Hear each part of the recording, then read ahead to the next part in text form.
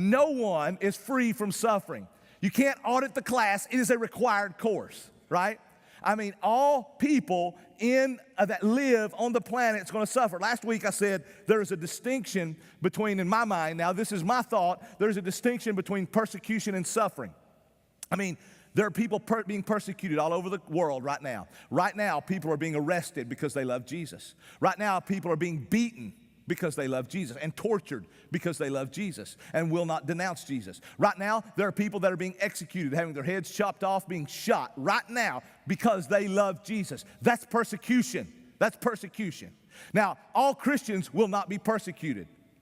All Christians, most of you, if any, will not be persecuted for your faith. All Christians will not be persecuted, but all Christians will suffer for their faith. All Christians, because here's what you got to remember and think of. You are an adopted child of God if you are a Christian. That means you're God's adopted child. The world hates your father.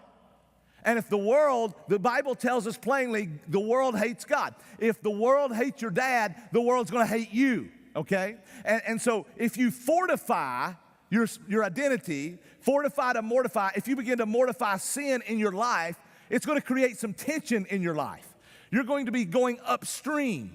You're going to be going against the flow of the world. And when you do that, it's going to create some tension because you can't marry anyone you want to. You can't date anyone you want to because the Bible says that if you're a believer, you need to date a believer. If you're a believer, you need to marry a believer, right? So that's going to create some emotional suffering. You might lose some friends if you fortify to mortify. You might lose some friends. You might lose your job. There's going to be tension in your life if you truly follow Jesus. I would say that if you say I'm following Jesus and there's no tension in your life, you really need to examine, am I truly following Jesus in obedience, right?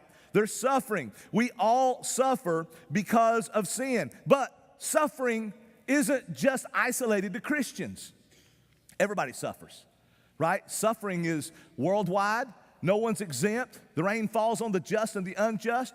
All people suffer. And here's what a lot of people philosophically use in order to try to play out in their mind that there is no God. Many people use evil and suffering in the world to say that evil and suffering in the world is proof that God either isn't loving or isn't powerful.